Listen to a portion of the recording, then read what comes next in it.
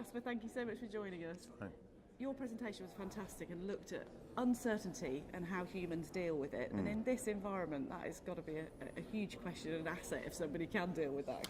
I think so, but I think in any environment. I mean, some of my work is for finance communities, but a lot of it is for non-finance communities, and we're all navigating the same terrain.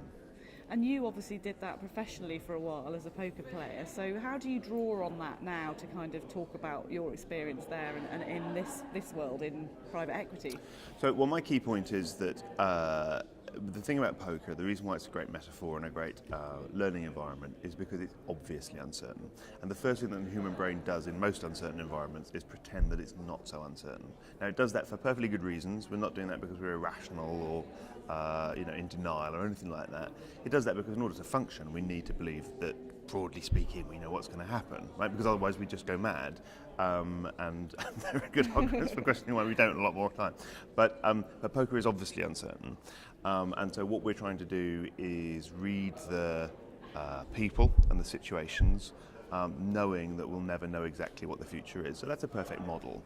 And I guess what I talked about yesterday was that we are better at doing that than we might think. So what I mean is that because we actually are always navigating this uncertainty, let's not deny it. Let's actually try and draw on what we do really well and appreciate it, because we can do this, but we can do it even better if we acknowledge what it is we're actually doing.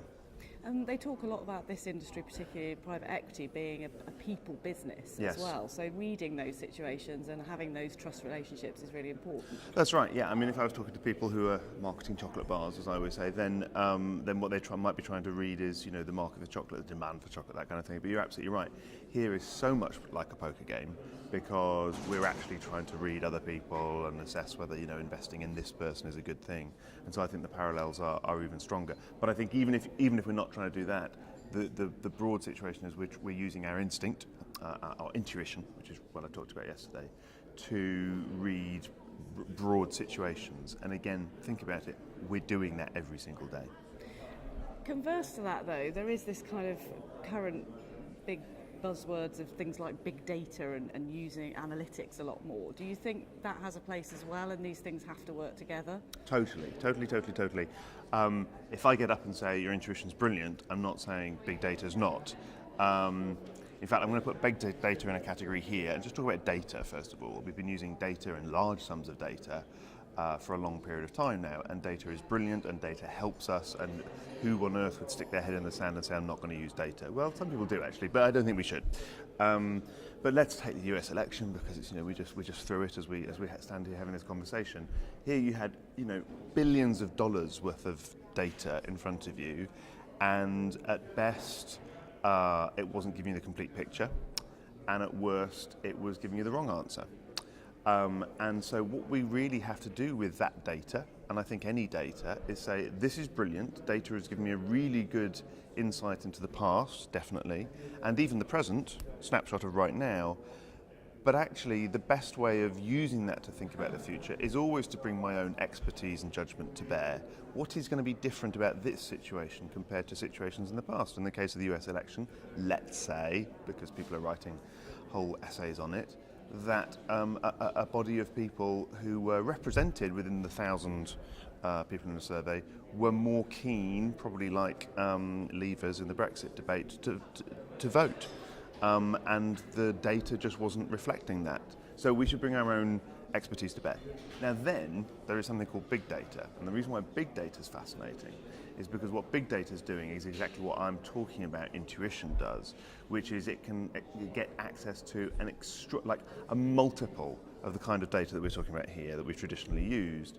Such an enormous amount of data that we see correlations but without necessarily understanding why. That's what our intuition does. That's why, if you remember in my presentation, we sort of knew what people did for a living, but we didn't actually know exactly why we knew that, because our minds are going back through enormous quantities of lifetimes worth of data and finding correlations, but without knowing exactly how and why we're doing that.